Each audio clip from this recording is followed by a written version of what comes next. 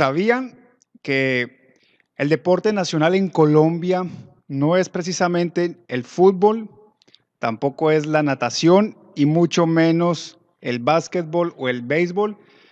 El deporte nacional en Colombia es el tejo, el cual se basa en lanzar un disco de hierro sobre una pista llena de pólvora. Sin embargo, obviamente el fútbol es el más extendido. Bienvenidos a todos aquellos que están conectados. Gracias. Les habla Dani Aristizábal, pastor de la Iglesia Cristiana Life.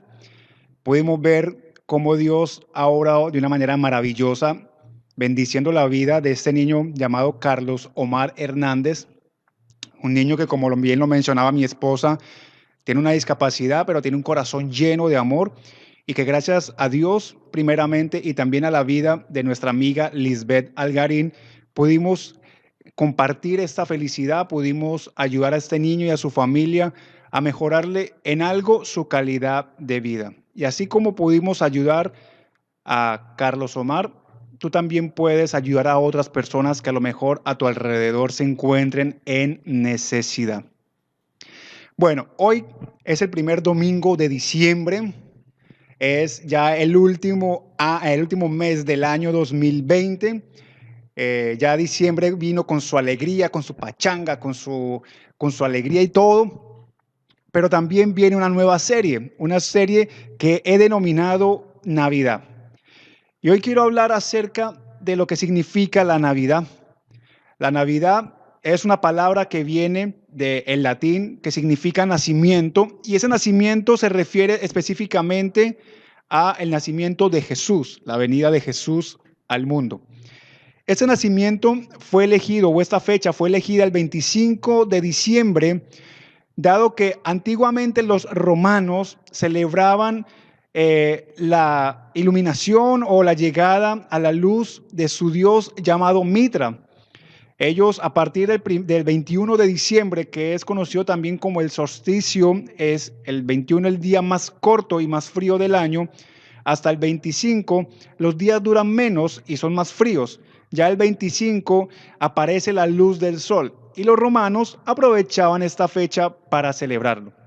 Sin embargo, pues años después, un hombre llamado Constantino, que quería llegar al poder del Imperio Romano, para agraciarse con los cristianos que estaban creciendo, estaban convirtiéndose en una gran mayoría dentro de ese imperio, él comenzó a congraciarse con ellos y debido a que también su mamá era cristiana, él tuvo un sueño posteriormente en donde veía cómo en un sol, dentro del sol había una cruz y dentro de ella había una inscripción que decía: con este símbolo vencerás. Y curiosamente, al día siguiente hubo una batalla por el imperio y efectivamente él ganó esa batalla. Sin embargo, los cristianos, en vista de que esto había sido una fecha utilizada para adorar a otro Dios, ellos utilizaron el 25 de diciembre para mostrar cómo Jesús era el nuevo sol, es la nueva luz, cómo Jesús vino al mundo hacer algo diferente a lo que hacían en aquel ritual. Porque sabías, en aquel momento, en la cultura romana, el 25 de diciembre era un motivo de festividad en donde se entregaba la vida de los esclavos, de las mujeres vírgenes y de los primogénitos, porque ellos tenían la concepción o la idea de que si ellos entregaban lo más valioso, lo más preciado a sus dioses, ellos a su vez los iban a beneficiar muchísimo más en las cosechas, iban a beneficiarlo mucho más en ese año. Sin embargo, los cristianos dieron un giro completamente diferente y presentaron a aquel hombre llamado Jesús, el Hijo de Dios, que vino al mundo no para exigir un sacrificio ni un derramamiento de sangre para favorecer a los humanos. Él vino para entregarse a sí mismo y proponer un nuevo estilo de vida, ya no basado en mí mismo, sino en sacrificar mi propio ego, sacrificar nuestro propio corazón. Para eso entonces es necesario entender algunas cosas, algunos problemas. Millones de personas hoy en día están muriendo sin Cristo en sus corazones. Hoy quiero hablarles acerca de la Navidad en tu corazón. Muchas personas hoy en día, miles, millones de personas están perdiendo sus vidas y están pasando una eternidad sin Dios. Y aún muchas de ellas que todavía están vivas, siguen creyendo que Jesús todavía está en un pesebre, que Jesús no creció, que Jesús no maduró y que Jesús no murió, y mucho menos que Jesús haya resucitado. Millones de personas tienen a Jesús simplemente como una figura a la cual le rinden culto y no son aquellas personas capaces de adorar a Dios en su corazón. Quiero leerte lo que dice el libro de Lucas, capítulo 1, versículo 30 al 33, y de cómo la Navidad significa o se refiere a la venida de Jesús, la venida de Dios, la venida del ser más importante a la tierra. Y de cómo a partir de aquel nacimiento el mundo entero cambió. Dice el Evangelio de Lucas, capítulo 1, versículo 30 al 33, no tengas miedo, María, le dijo el ángel, porque has hallado el favor de Dios. Concebirás y darás a luz un hijo y le pondrás por nombre Jesús. Él será muy grande y lo llamarán Hijo del Altísimo. El Señor Dios le dará el trono de su antepasado David y reinará sobre Israel para siempre. ¿Sabes? Actualmente existe en Inglaterra todavía la cultura de las monarquías. Hoy en día todavía sigue existiendo la reina Isabel II. Pero a diferencia de lo que dice la Biblia, que el reino de Jesús nunca iba a terminar, curiosamente un hombre al cual en la monarquía lo llamaron como Jorge VI. Jorge VI es precisamente el papá o fue el papá de Margarita y de la que hoy es en día la reina de Inglaterra o el Reino Unido, Isabel II. Sin embargo, este hombre a la edad de 56 años murió de manera sorpresiva estando durmiendo en su casa debido a una trombosis cardíaca que le produjo una muerte fulminante. Un hombre joven al cual todos daban por hecho que iba a durar por muchos años en la monarquía. Sin embargo, su reinado, de una manera súbita e inesperada, se vio truncado y tuvo que su hija, la primera en la línea de ascendencia al trono, llegar a ocupar su lugar. Sin embargo, cuando hablamos de que el reino de Jesús durará para siempre, estamos hablando de un rey, de alguien que vino, del Hijo de Dios, que vino al mundo para reinar un reinado, valga la redundancia, que nunca terminará. Pero tal vez tú has escuchado la historia de lo que sucedió con María. María era una jovencita cuyo novio comprometido era un hombre llamado José. En la cultura oriental, específicamente en la cultura hebrea, habían diferentes maneras de casarse con alguien. Había una que era, pues yo me enamoro de una mujer, la mujer se enamora de mí y nos comprometemos. Pero había otra que era la más común y era que los padres organizaban o cuadraban todo para que sus hijos se casaran, aun cuando a lo mejor no se conocieran. Dicen algunos expertos que María y José fue ese caso, que los padres de María junto con los padres de José organizaron un matrimonio entre ambos. Ya luego de establecer que había pues un trato entre comillas, iban a definir cómo iban a pactar esa unión. Dentro de esa unión había una especie de promesa, la cual no significaba precisamente un compromiso de que se tenían que casar. O sea, si había una promesa, en cualquier momento cualquiera de los dos podía desistir y simplemente no iba al matrimonio. Pero había algo que se llamaba el desposorio o el esposorio, y es aquella figura en donde había una cláusula en donde aquella persona que se separaba de aquella otra tenía que pagar una multa, pero además de eso, legalmente tenía que hacer unos requisitos, pero todavía no era el matrimonio. Había un compromiso, ya una garantía de que se tenían que casar. Y entre esa etapa de la relación hasta el matrimonio en sí hay un año. María y José se encontraban en esa etapa. Y por eso cuando el ángel le llegó a María y le dice, María, has encontrado el favor de Dios. Obviamente, imagínense tú en tu casa que llegue una persona imponente, alguien muy alto, alguien con sorprendentemente espectacular. uno tiene miedo, uno se azara, uno le da susto porque uno no se imagina que algo así va a aparecer y menos cuando uno está solo en su casa. Entonces María, al ver a este personaje, sintió miedo, pero el ángel le dijo, has hallado gracia, has hallado el favor de Dios y concebirás a un hijo y darás a luz. María no estaba casada, María simplemente estaba en la etapa de compromiso, pero no estaba casada. Y eso generó un problema a nivel matrimonial, relacional entre José y María, porque entonces eso significaba que María no se iba a casar estando virgen. Sin embargo, el ángel la calma y le dice que es que el Espíritu Santo va a habitar en ella y van a ser en su vida el Salvador del mundo. Y él será grande y lo llamarán Hijo del Altísimo y su reino no tendrá fin. El problema también es, aparte que muchas personas están muriendo sin Jesús, hoy en día miles y millones de personas rechazan y hay muchísimos motivos para que las personas rechazan tener una relación con Jesús. En mi opinión, pues considero que hay demasiados motivos, pues mucha gente tendrá muchos, pero en mi opinión considero que hay 4 motivos fundamentales que podríamos abarcar en donde pudiéramos resumir en cuatro puntos, que no son los puntos principales que voy a hablar, pero creo que serían las 4 razones por las cuales muchas personas rechazan a Jesús.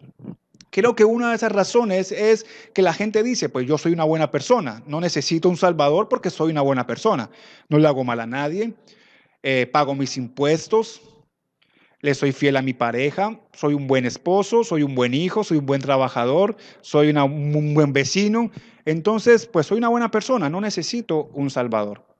Pero no se dan cuenta de que somos seres humanos dominados por un poder llamado pecado, que el pecado nos lleva a vivir esclavos de hábitos que al final de cuentas nos hacen la vida miserable. No se dan cuenta que son pecadores, que por naturaleza necesitamos que Jesús con su amor venga y nos redima del poder del pecado y poder ser libres, porque de nada sirve ser buenas personas si estamos muertos espiritualmente. Dice el libro de Romanos, a su amplio y ancho libro, dice que la muerte espiritual no se basa en el significado literal como lo tenemos hoy en día cuando hablamos de una muerte, no es la dejar de existir. Cuando hablamos de una muerte espiritual, hablamos de un alejamiento de Dios, hablamos de un desinterés por las cosas de Dios. Y hay muchas personas que están pasando por eso. Hay muchas personas que están viviendo en esa etapa, en donde pues biológicamente están vivos, trabajan, tienen familia, tienen relaciones, tienen hijos, hacen pues una cantidad de planes, pero están muertos espiritualmente, están alejados de Dios, no les interesa saber nada de Dios. Cuando alguien les va a predicar o cuando van a escuchar un mensaje que habla acerca de Dios, prefieren cambiarlo. O prefieren cambiar el tema, o prefieren simplemente decir que son fanáticos o que son personas religiosas a las cuales no les interesa escuchar. Entonces, ese tipo de personas que dicen, no, no, yo no necesito a Dios, son aquellas que lentamente se han ido muriendo espiritualmente, se han ido alejando de Dios, ido cada vez más lejos de Dios, a tal punto que cuando ya se dan cuenta de la situación, ya prácticamente es imposible salir o ya casi que es muy difícil a menos que el Espíritu Santo extienda su mano y los levante. Pero también otro de los motivos por los cuales mucha gente rechaza tener una relación con Dios es por miedo social, miedo al rechazo social, miedo a que sus amigos se burlen porque ya está yendo a una iglesia. Miedo porque a lo mejor le digan que es un cristiano evangélico. Miedo a que le digan que es una persona religiosa o miedo a que le digan que es una persona que ya cambió, que es aburrido.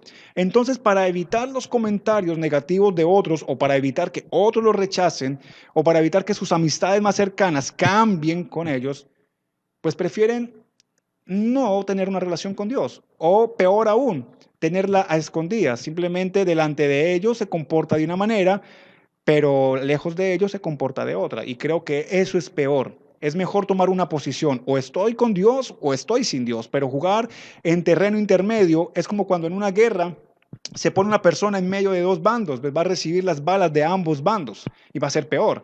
Sin embargo, cuando nos ponemos en un solo bando, pues podemos contar con un equipo que nos ayuda en la retaguardia, también con un equipo que nos ayuda a avanzar, que nos cubre para poder avanzar.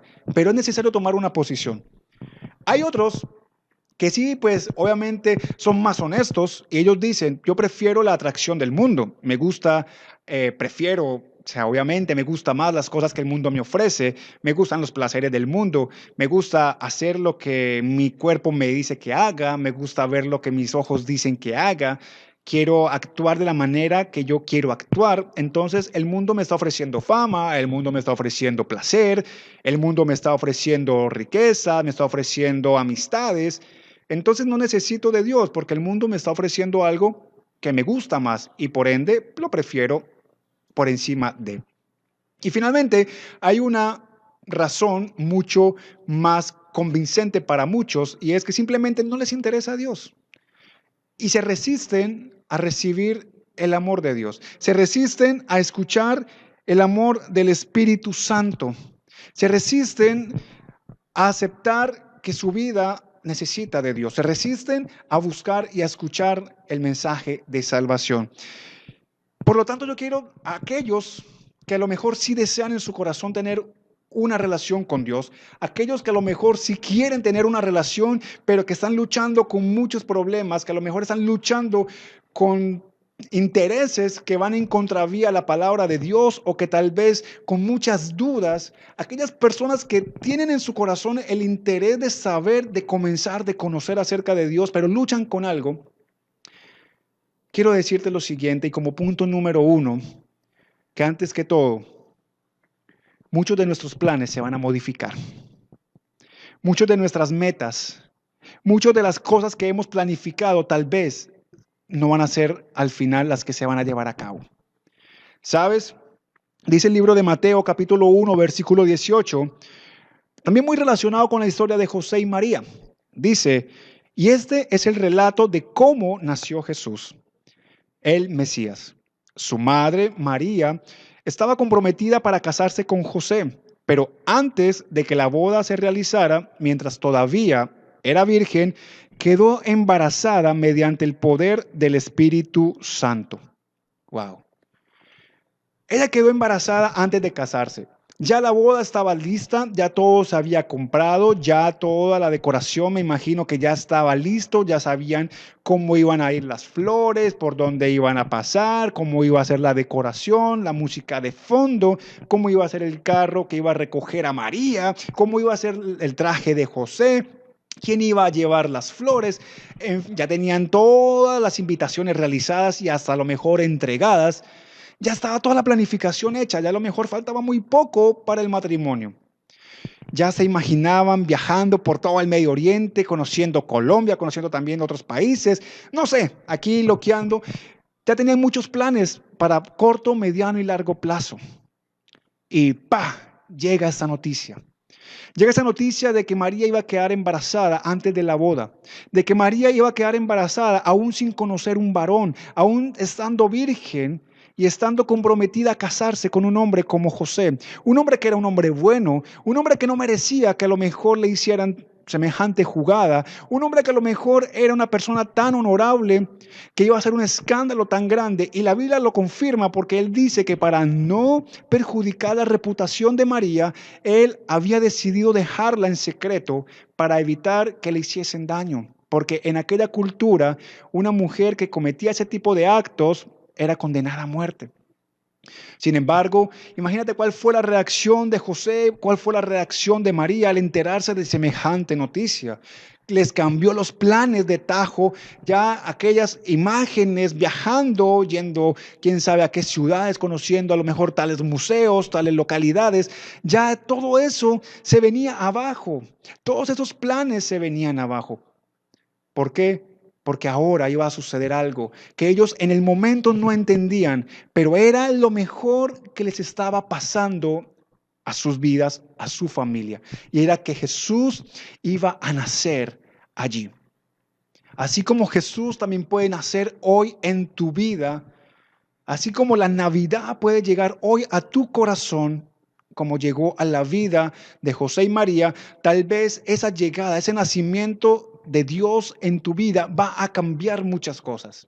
Va a modificar tal vez muchos planes que tú tenías. Tal vez va a cambiar cosas que actualmente tú estás desarrollando y con las cuales tú contabas por muchos años y que tal vez presumías que a lo mejor nunca fuesen a cambiar.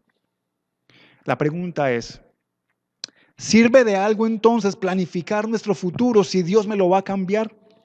¿Sirve de algo entonces planificar mi carrera, planificar cómo seré yo de aquí a 5 o 10 años si a lo mejor Dios me va a modificar todo?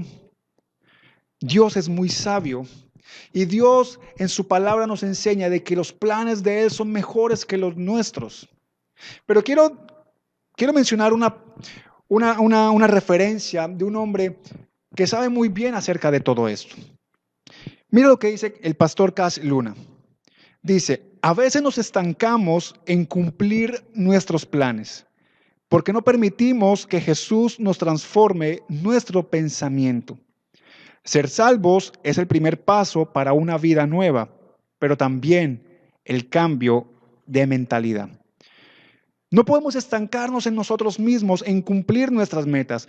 Dios puede decirte, ok, está bien, cumple tus propósitos.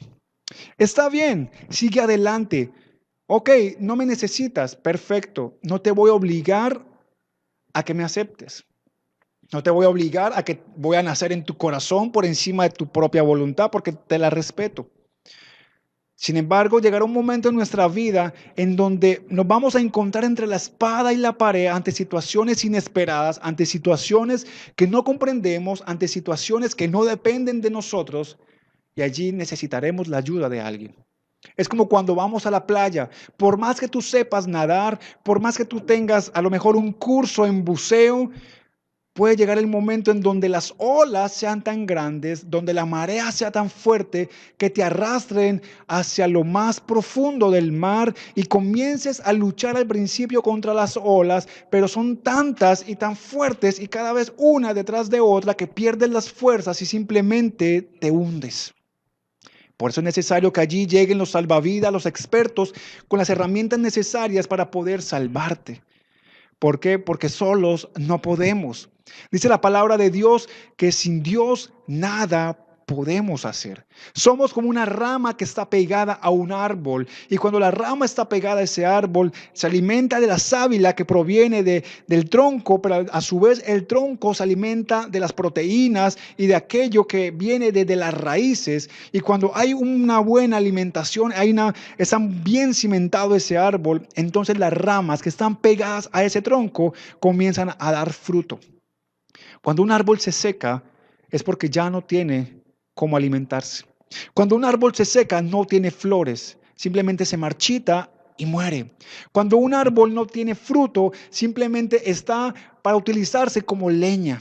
Pero cuando un árbol está bien alimentado, cuando un árbol está cimentado con un buen terreno, en donde hay unas raíces que se alimentan constantemente de aquello que le conviene, es un árbol frondoso, un árbol que dura tal vez por cientos de años o miles de años, un árbol fuerte, un árbol que le da hogar a muchos animales, un hogar que provee fruto a otros y su fruto siempre va a ser constante. Por eso dice el Salmo 1 que cuando estamos con Dios, cuando nos relacionamos con Dios, somos como un árbol que está plantado a la orilla de un río. Nunca se va a secar, nunca se va a marchitar, siempre va a producir fruto en abundancia. Y además su hoja nunca se marchitará y todo lo que haga será prosperado. Wow. Cuando estamos con Dios, cuando tenemos una relación con Dios, entonces todo lo que hagamos será bendecido. Siempre tendremos para dar, siempre tendremos para bendecir a otros. Siempre estaremos para brindarle apoyo a otro. Así cuando Jesús nace en tu corazón, siempre serás una vida de bendición. Cuando Jesús nace en tu vida, siempre habrá un cambio para mejor. Y si no me crees, pregúntale a Harrison Ford. Tal vez tú miras quién es Harrison Ford. Harrison Ford es el protagonista, es un actor que fue protagonista o es protagonista de la legendaria película llamada, ¿me acuerdan? Ay, se me fue la palabra. Bueno, Harrison Ford, ay, se me fue la palabra, se me fue el nombre de la película. Ya ustedes saben quién fue. Una de las películas que él hizo fue Han Solo, pero la otra no fue Jumanji. Tengo en la cabeza Jumanji, no fue Jumanji. No, fue La Piedra Perdida, algo así. Pero Indiana Jones, gracias, Indiana Jones. Y lo tenía, se me olvidó ponerlo aquí en mi tablet, pero sí, es Indiana Jones. Tal vez los de mi época lo conocerán, los de esa época no tanto. Pero Harrison Ford era un carpintero, era un hombre común y corriente como cualquiera de nosotros.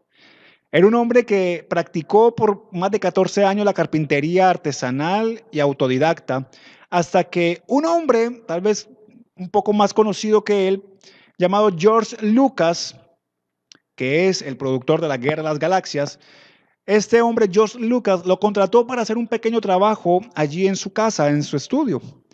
Y fue tal el impacto, fue tal la visión que tuvo George Lucas sobre Harrison Ford, que lo convirtió en un actor que hasta el día de hoy es uno de los más reconocidos en Hollywood.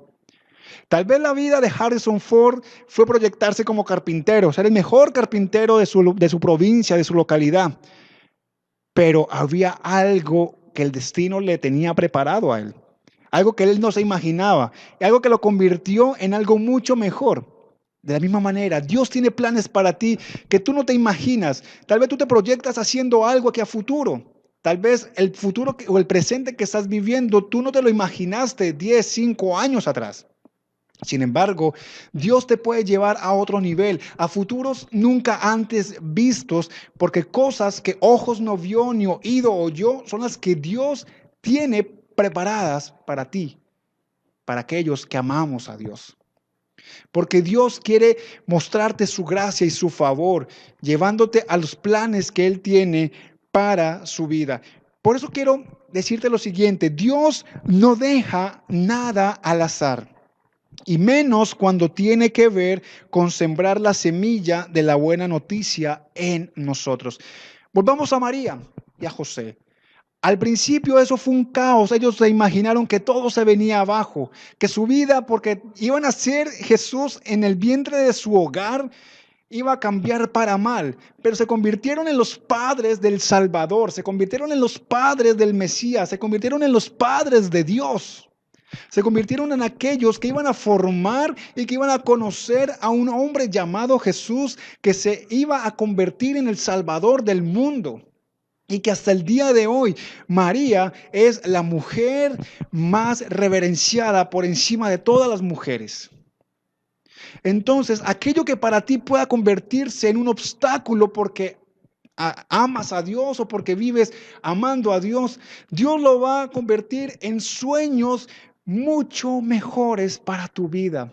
¿Por qué? Porque has permitido que la Navidad nazca en tu corazón, que la luz de Jesús llegue a tu corazón, que la luz de Cristo alumbre tu vida para llevarte a una nueva vida.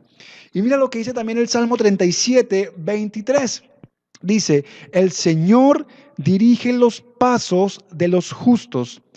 Él se deleita en cada detalle de su vida. Cuando permitimos que Dios guíe nuestra vida, cuando apagamos nuestro piloto automático y dejamos que Dios tome el timón de nuestra vida, cuando permitimos que Dios nos guíe en la manera en cómo debemos comportarnos, cómo debemos perseverar, cómo debemos relacionarnos con los demás, cómo dejar de hacer cosas que hasta el día de hoy a lo mejor veníamos haciendo y que desagradaban a Dios. Cuando permitimos eso, nuestros sueños entran en la misma frecuencia, en sintonía con los sueños de Dios. Dios pone sueños en nosotros que Él va a llevar a cabo. Por ejemplo, mi sueño es ser pastor y lo estoy logrando. Mi sueño es poder llevar el evangelio de Jesucristo a muchas personas, tanto a nivel local como a nivel internacional. ¿Lo estoy logrando? Tal vez no en la medida como quisiera, pero eso apenas es un proceso. Pero estoy haciendo lo que me gusta. Tuve un sueño que tal vez en algún momento yo lo conté. Yo era un joven de un barrio popular. Y no, Laura, no era un metalero, no voy a contar eso. Yo era un joven de un barrio popular. Mi familia es una familia de estrato medio, casi tirando a medio bajo. Sin embargo, mi papá me pagó la universidad para estudiar una carrera técnica, tecnológica. Yo soy tecnólogo en regencia de farmacia y estudié en la Universidad de Antioquia. Mi papá tuvo que hacer sacrificios a tal punto de trabajar recogiendo latas para venderlas en supermercados, para venderlas en donde recolectaban eso. Mi papá trabajaba como cajero en un supermercado en Estados Unidos. Él le daban propinas, ese era su salario. Y con todo ese sacrificio que hizo, él me pagó mi carrera universitaria. Sin embargo, en mi corazón estaba el sueño de tener una carrera profesional, no una tecnológica. Y gracias al sueño de mi papá de pagarme mi universidad, yo pude pagarme mi propia carrera. Yo dije, quiero estudiar una carrera, quiero estudiar una profesión. Yo quiero estudiar, tener un título universitario. Tal vez muchos me dirán, pero ¿eso de qué sirve? Eso no sirve para nada, y menos en Colombia. Hay veces que los técnicos o tecnólogos ganan más que un profesional. Y sí, todo eso es cierto. Alguien más me decía, pero es que un tecnólogo es otro profesional. Un técnico es un profesional. Sin embargo, en mi corazón estaba el sueño de ser un profesional titulado. Y Dios puso en mi corazón esa perseverancia. Y tuve muchos problemas, tuve muchas dificultades. Me tocó suspender la carrera por 2 ocasiones. Sin embargo, pude terminar mi carrera.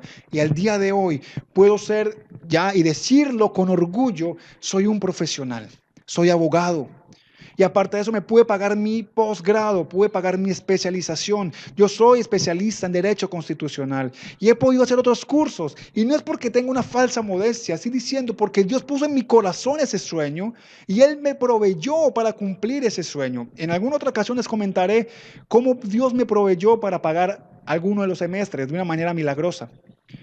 Porque cuando Dios pone un sueño en el corazón, cuando Dios habita en mi vida, sus planes se convierten en mis planes. Y cuando mis planes son los planes de Dios, Dios provee, Dios abre las puertas, Dios hace que las cosas funcionen, Dios hace que el sol brille en la noche, que el camino se despeje o que la luz ilumine sobre la oscuridad.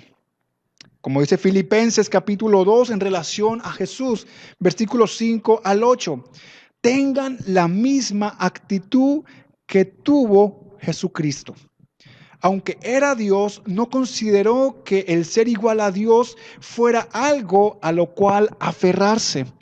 En cambio, Él renunció a sus privilegios divinos. Adoptó la humilde posición de un esclavo y nació como un ser humano.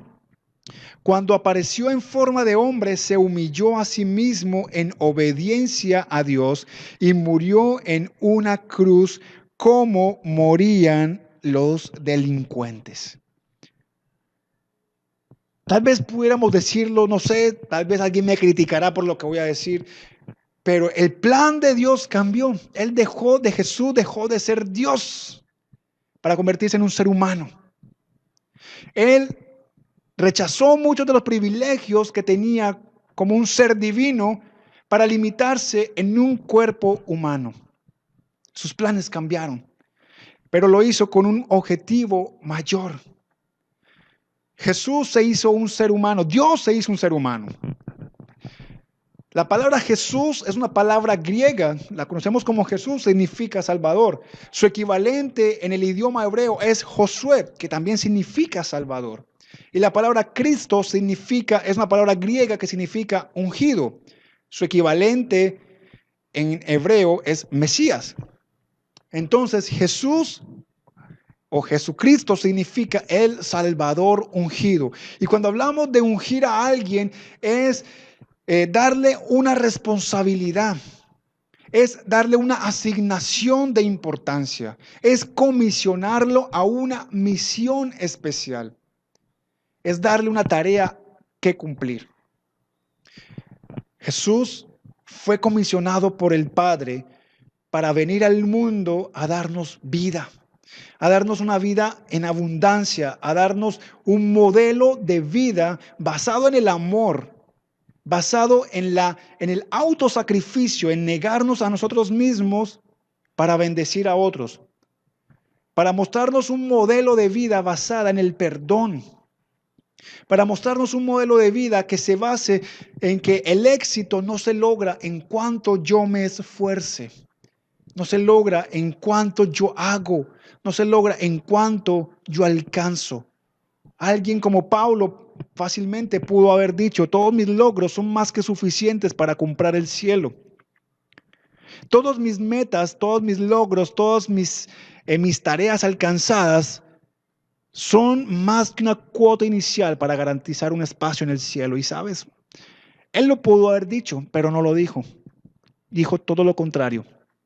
Contrario a lo que dijo, a lo que pudimos pensar nosotros, él dijo, todo aquello que yo alcancé, todo aquello por lo cual a lo mejor me esforcé, lo considero una basura, lo considero estiércol. Y es una palabra estilizada para decir lo que se imagina. Él decía, para mí lo más importante es amar a Dios y poder compartir el evangelio a otros, porque ese evangelio, dice Pablo, me hizo libre y me dio una nueva vida. Y esa buena noticia quiero compartirla con otros, para que también otros tengan una nueva vida, para que también en ellos nazca la fe, esa llama por la fe en Jesús. Jesús, amigo, amiga que me estás viendo, que me estás escuchando, ya no habita en un pesebre. Él ya no es un niño que está allí en un pesebre rodeado de animales. Ya Jesús creció, murió y resucitó. Pero Él ahora no quiere que tu vida sea un pesebre, que únicamente le pongamos atención una vez al año o algunas veces. Él tampoco quiere que tu vida sea un pesebre lleno de malos olores, lleno de animales, que sea un espacio feo. Él quiere que tu vida sea un templo donde Él habite y tú lo adores. Él quiere que tu vida sea ahora un templo donde Él pueda permanecer allí, haciendo milagros en tu vida y a través de tu vida. Porque lo que tú eres puede ser la bendición para otros, así como le pasó a Carlos Omar. Dios puso en el corazón de Lisbeth, de nuestra amiga Lisbeth, gestionar esa silla de ruedas. Y hoy podemos ver cómo este niño que tal vez pudiéramos cualquiera de nosotros decir, pobrecito, tiene una dificultad, una discapacidad. Claro que sí la tiene, pero tiene un corazón lleno del amor, lleno de amor. Y a pesar de todo eso, su familia sigue luchando por salir adelante. Y Dios puso en el corazón de nuestra amiga Lisbeth gestionar esa silla de ruedas y poder mejorarle la calidad de vida tan solo en aquel pequeño detalle. ¿Por qué? Cuando entendemos y somos agradecidos de que lo que somos, lo que tenemos, no es porque nosotros lo hayamos merecido, sino porque Dios, por su gracia, nos lo permitió alcanzar. Y que como dice el Salmo, lo reitero en el capítulo 1, cuando estamos al lado de Dios, cuando estamos unidos a Dios, nuestra vida se convierte en bendición para otros. Somos árboles que no se marchitan y podemos prosperar en todo lo que hacemos. Y este niño Carlos Omar, yo sé que tal vez con sus palabras no nos pudo expresar su agradecimiento, pero yo sé que en su corazón él está feliz porque ya ahora él puede sentarse y puede ser transportado a sus citas médicas. Su mamá, su familia también puede ya pues, descansar un poco más porque ya tiene una dificultad menos, una barrera menos. Y todo eso, ¿sabes? Cuando tenemos a Dios en el corazón, como decía Viana ayer en la entrevista que tuvimos en Conversemos, hubo empatía. Cuando tenemos a Dios en el corazón, hay empatía por los demás.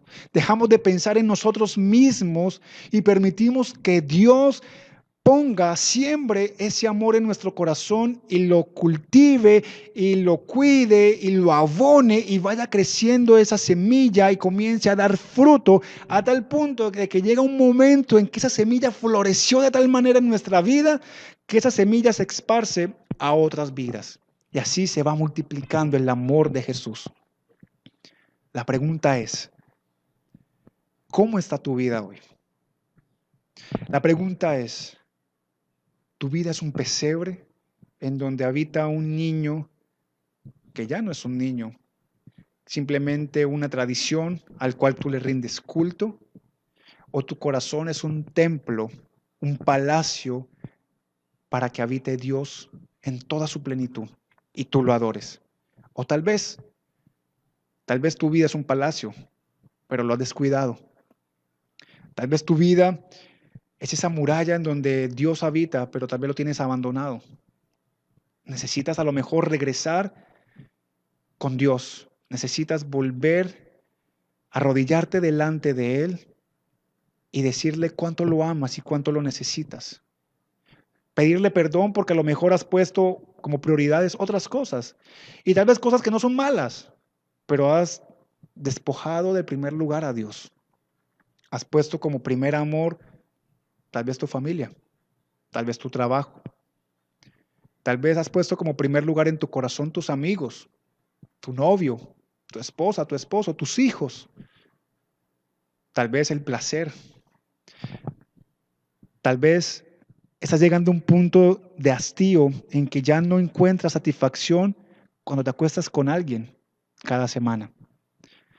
Tal vez ya no encuentras tampoco satisfacción y te sientes hastiado de tomar y tomar y tomar y tomar y tomar y no sientes que tu vida avance. No sientes, antes sientes que te quedas sin plata. Tal vez necesitas pensar, reflexionar. Tal vez que la luz de Jesús, que ese nuevo sol, nazca en tu corazón. Que Jesús alumbre con todo su esplendor en tu vida y saque a la luz tuya todo aquello que deba ser cambiado y quemado en el horno de fuego para que nunca más vuelva a levantarse. Si tú eres de alguno de esos que acabo de mencionar, quiero invitarte a que ores conmigo.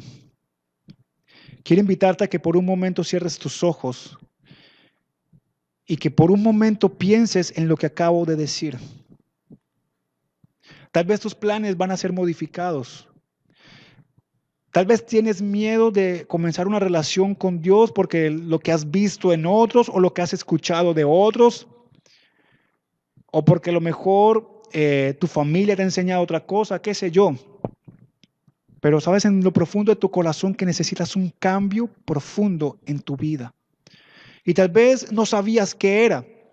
Tal vez andabas con una constante insatisfacción que no podías identificar el origen que producía ese sentimiento tan amargo en tu corazón.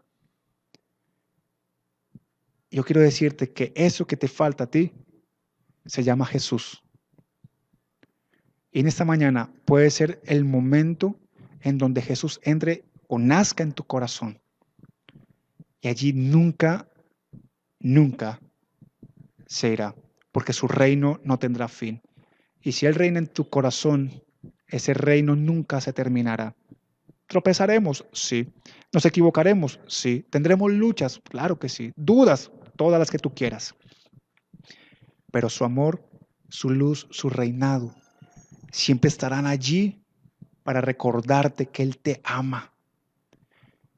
Para recordarte que cuando tú estás unido o unida a Él, Él peleará por ti. Y todas tus batallas las vas a ganar.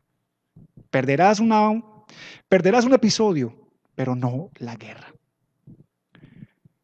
Padre, en el nombre de Jesús, yo te doy gracias porque tú eres bueno. Gracias, Señor, porque allí he transmitido tu palabra, Señor, a través de las redes sociales. Gracias, Señor, porque no me considero una persona que es experta en el tema. Estoy en proceso, estoy en etapa de aprendizaje. Pero gracias porque me permitiste hablar con toda la libertad que quise, Señor. Porque pude sentir en mi corazón cómo guiabas cada palabra que salía de mi boca y cómo pude, Señor, sentir el poder de tu Espíritu Santo rodeando mi corazón, rodeando mi vida. Señor, te doy gracias por cada persona que escuchó tu palabra, por cada persona que está allí conectada, Señor, y que sabe que necesita de ti, por personas que necesitan un nuevo nacimiento, gente a la cual tal vez toda su vida han vivido adorando un pesebre. Su vida es un pesebre, pero que hoy, Señor, ellos han entendido que necesitan ser el templo para ti, que necesitan ser el templo en donde tú habites, ese templo en donde tu corazón se una a nuestro corazón, en donde podamos crecer en donde podamos tener y ser conscientes de nuestra identidad como hijos de Dios.